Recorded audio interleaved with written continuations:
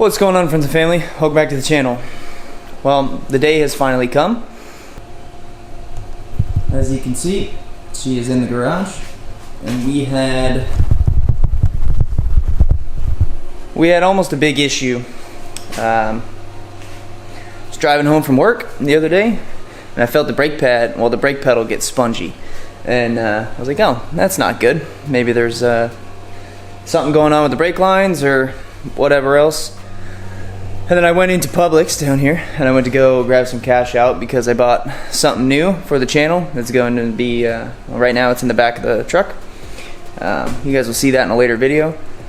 As you can see, it's hot in Florida. I'm sweating my butt off.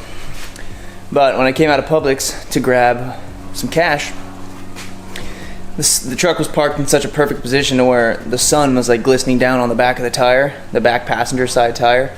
And I was like, I don't remember putting tire shine on the inside of my back of my tires.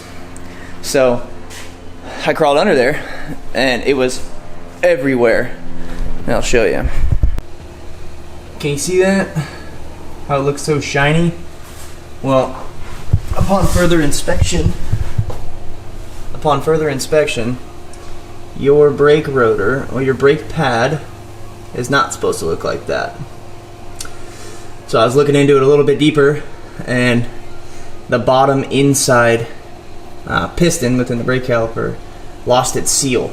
So it completely sprayed brake fluid everywhere, and that will be the cause of why my brake pedal is spongy.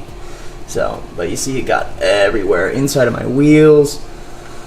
I'm kind of nervous because I hope it didn't saturate the brake pads, because if it did, then I have to get new pads. I'm hoping I'll be able to clean and degrease the rotors off. That would be perfect. But as of right now, the truck is only running on 3 discs. So, also, I put this truck in here. It's been sitting outside in Florida, and I am 99% sure I can make it fit in this garage. It fit in the last one. If you watched probably like 10 videos back, you can see at my old house I had this truck fitting in that garage perfectly, and it would sit there all night. So I'm gonna try and make it fit all the way to back in here to up in here. It doesn't look like it on camera, but with the tape measure and some thinking, I'm sure I'd be able to get it done. But let's hop into this and let's jack the truck up.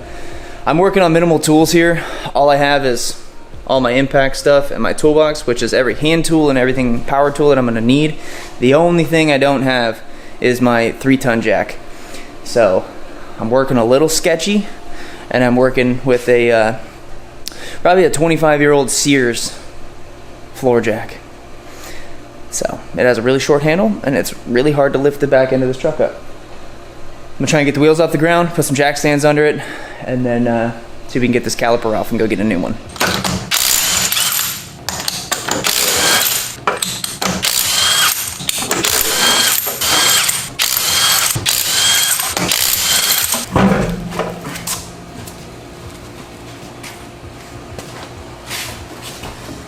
I don't know if you guys can see that. It is absolutely disgusting. It is so full of brake fluid. There you can see, caliper's not supposed to look like that. And also, the shitty part about this is, this truck was, well, this same caliper actually blew up before I bought the truck. And the guy I bought it from, Brendan, he redid the brakes and the rotors, especially on the rear. Well, the calipers, pads, rotors, everything was brand new, and they flash rusted within, I don't know, a month. So all of these need to be rebuilt and powder coated. Hint hint on stuff for upcoming videos. So I'm gonna get to tearing this off completely, and then we can take that to O'Reilly's and use the lifetime warranty on it, hopefully.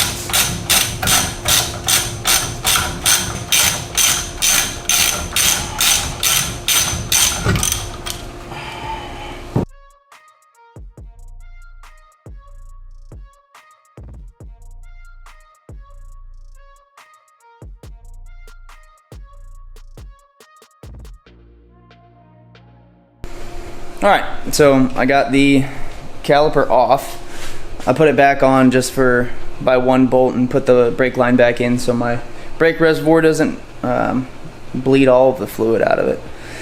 So what I found out when I pulled it apart, so on the Super Duty body styles, what's very common is brake caliper failure, like all the seals failing and stuff like that, mainly because nowadays it's all reman junk pretty much. So that's why they give you lifetime warranties. But thankfully I'll be able to take this caliper back and warranty it out for a new one, and then I'll be good to go and put it back together, bleed the brakes, and we should be all right.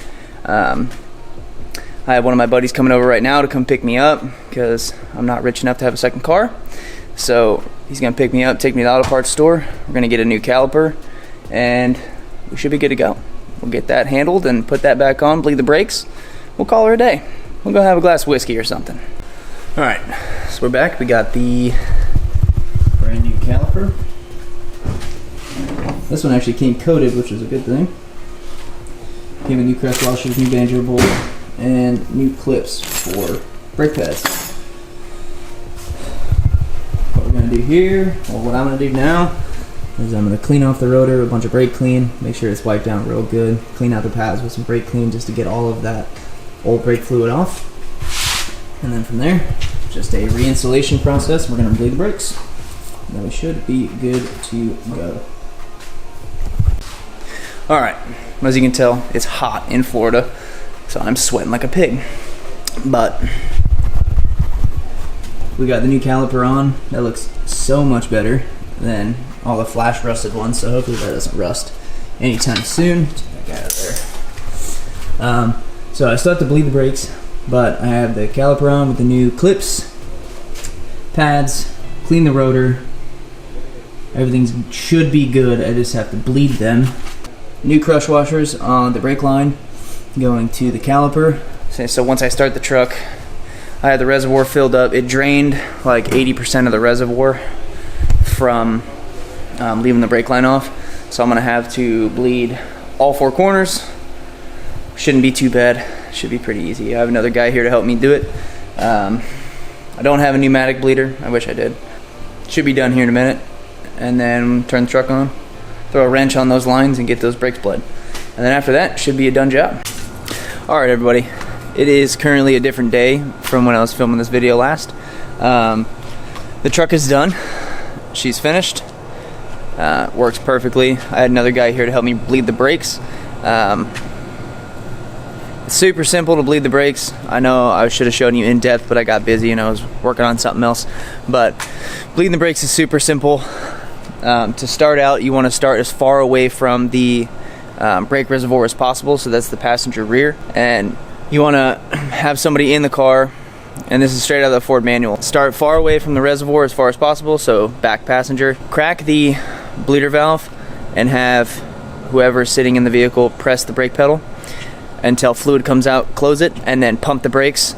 It says anywhere from 5 to 10 times. Pump the brakes, hold it, crack the bleeder valve, let the pressure out, close it before air gets in, and then repeat steps. And then repeat the steps from the back driver and then to the front passenger and then the front driver, because that's where the brake reservoir sits, is the front driver's side. So thank you all for hanging out and watching this video with me. I really appreciate everybody that stops by. We're on the road to 200 subscribers. I really appreciate everybody that takes the time out of their day to watch my video, especially all my friends, family, and all of my new subscribers that are coming from afar. If you're in Central Florida and there's a meet happening, bang my line, let me know. I'll come on up. But again, I appreciate everybody sticking around, watching to the end of this video. I appreciate every single one of you and every single one of you subscribers. We're on the road to 200, so let's keep it up. All right, I'll see you guys.